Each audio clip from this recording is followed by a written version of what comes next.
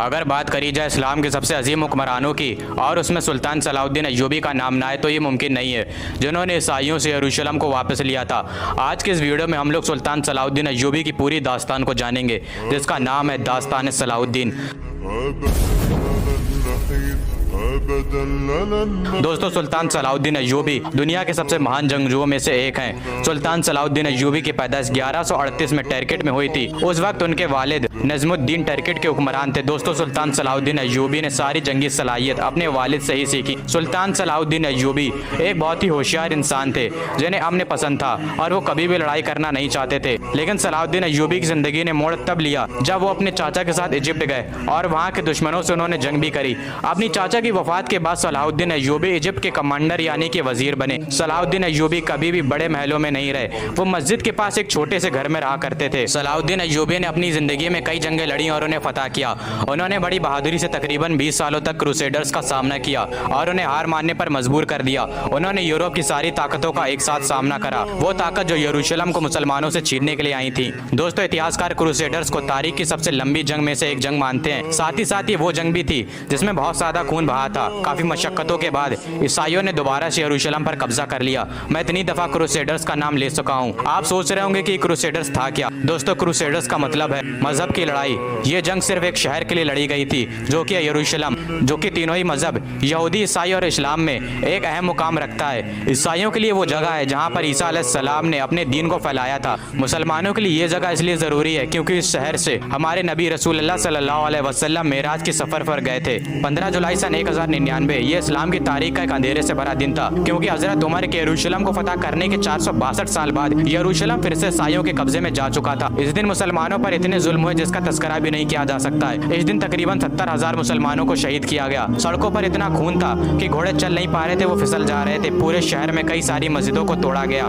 सिर्फ मुसलमान ही नहीं, ईसाइयों को भी इससे नुकसान हुआ। वो ईसाई जिनका कल्चर ग्रीक, जॉर्जियन, आर्मेनियन था, उन पर कैथोलिक चर्च का कल्चर थोपा जाने लगा। ये खबर सुनकर कि मुसलमानों की तीसरी मुकद्दस जगह मुसलमानों के हाथ से निकल गई है, उसने पूरी दुनिया के ही मुसलमानों को हैरानी में डाल दिया था। अब्बासी खिलाफत, उनके पास इतनी ताकत नहीं थी कि वो क्रूसेडर्स का सामना कर सके। यरूशलेम के अलावा क्रूसेडर्स ने कई और शहरों पर अपना कब्जा जमा लिया। मेडिटेरियन कोस्ट के पास 4 क्रूसेडर सल्तनत ने अपनी हुकूमत कायम कर ली, लेकिन इन क्रूसेडर्स का सामना सल्जूकियों से भी हुआ।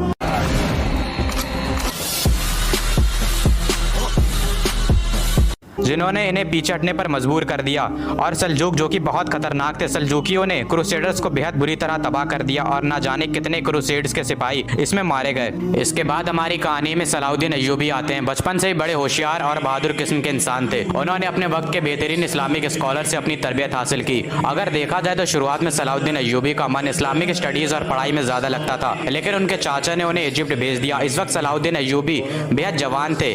जब 1169 में सलाउद्दीन अय्यूबी ने इजिप्ट में वजीर की गद्दी को संभाला तो इनकी मजहबी तालीमात ने इनकी गवर्नमेंट पॉलिसीज को बहुत मुतासिर किया। लेकिन एक शख्स जिसे सलाउद्दीन अय्यूबी की बढ़ती हुई ताकत पसंद नहीं आ रही थी, वो थे नूर अल दीन, जो कि शाम में थे।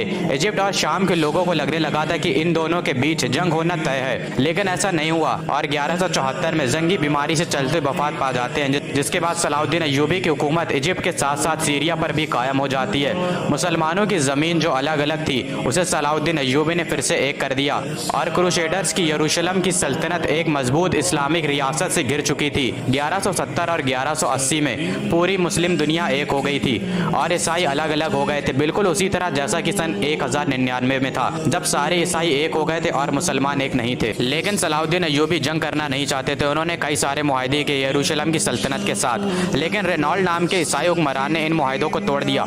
उसने कई सारे मुसलमानों का खून बहाया, यहाँ तक कि वो मक्का पर हमला करने की तैयारी करने लगा। जिसके बाद 1180 के दशक में सलाउद्दीन अय्यूबी की फौज ने इन क्रूसेडर्स का मुकाबला किया और इन्हें पीछे हटने पर मजबूर कर दिया। इसके बाद तो मुसलमानों और ईसाइयों में दुश्मनी बढ़ती गई और बात जंग तक पहुंच गई और सलाउद्दीन अय्यूबी और यरूशलेम की सल्तनत के बीच जंग होना तय हो गई और 1187 में ये जंग लड़ी गई, जिसे आज हम हत्तीन की जंग के नाम से जानते हैं। और इस जंग में सलाउद्दीन अय्यूबी ने क्रूसेडर्स को खत्म करके रख दिया और फिर से मुसलमानों ने यरूशलेम को फतह किया, जिसका इंतजार मुसलमानों को पिछले 88 सालों से था।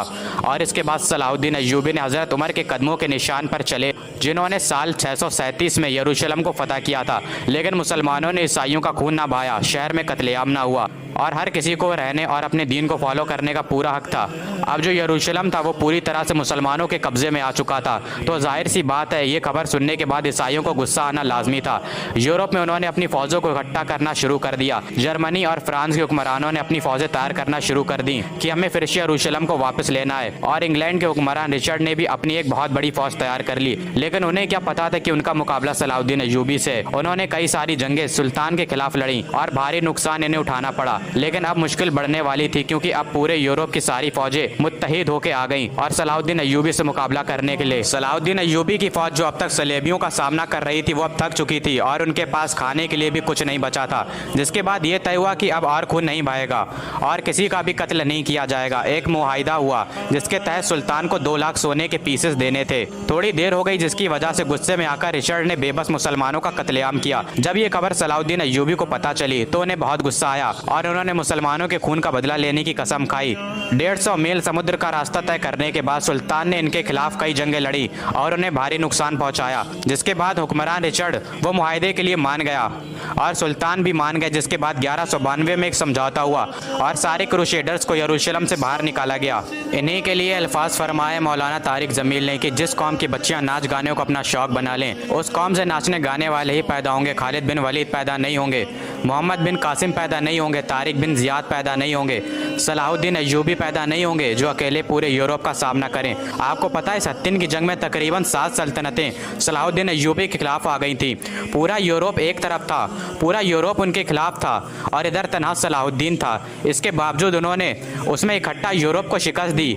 रेनॉल्ड एक बादशाह था जिसने हज पर जाने वाले काफिले पर हमला किया और हाजियों को कैद कर लिया और कहने लगा कि बुलाओ अपने मोहम्मद को। तो जब हत्तीन की जंग हुई है उसके बाद बड़े बड़े बादशाहों को मुसलमानों के हाथों कैद किया गया, जिसमें रेनॉल्ड भी था। तकरीबन 12 बादशाह कैद हुए हैं और सब प्याज की शिद्दत से तड़प रहे थे। सलाहुद्दीन अय्यूबी ने सबको पानी पिलाया, रेनॉल्ड को नहीं पिलाया। तो उनमें से एक जो हुक्मरान था उसने अपने में से थोड़ा सा पानी बचाकर रेनॉल्ड को दे दिया। तो सलाहुद्दीन अय्यूबी ने कहा कि ये पानी तुम पिला रहे हो, मैं नहीं पिला रहा हूँ, क्योंकि इस्लाम में जब आप पानी पिलाते हैं तो ये अमन की निशानी होती है। रेनॉल्ड को इस्लाम की दावत दी गई लेकिन उसने इनकार कर दिया। तो सलाहुद्दीन अय्यूबी ने कहा कि मैंने कसम खाई थी जब तूने हाजियों के काफिले पर हमला किया था और कहा था कि बुला अपने मोहम्मद को सल्लल्लाहु ताला अलैहि वसल्लम, तो मैंने कसम खाई थी कि अगर अल्लाह ने मुझे मौका दिया तो मैं अपने हाथों से तेरी गर्दन को उड़ाऊंगा। ले आज ये मोहम्मद का अदना गुलाम तेरी गर्दन उड़ाने जा रहा है। और सलाहुद्दीन अय्यूबी ने उसकी गर्दन उड़ाई तो बाकी के जो बादशाह थे वो कब कपाने लगे। तो सलाहुद्दीन अय्यूबी ने कहा कि हमारे इस्लाम में नहीं है, हमारे इस्लाम में बादशाहों के साथ बादशाहों वाला सलूकी किया जाता है। लेकिन ये अपनी हद से ज्यादा आगे बढ़ गया था। और ये अल्फाज है सलाहुद्दीन अय्यूबी के कि अगर तुम्हें किसी कौम को बिना जंग के बर्बाद करना है तो उस कौम के नौजवानों में अय्याशी को आम कर दो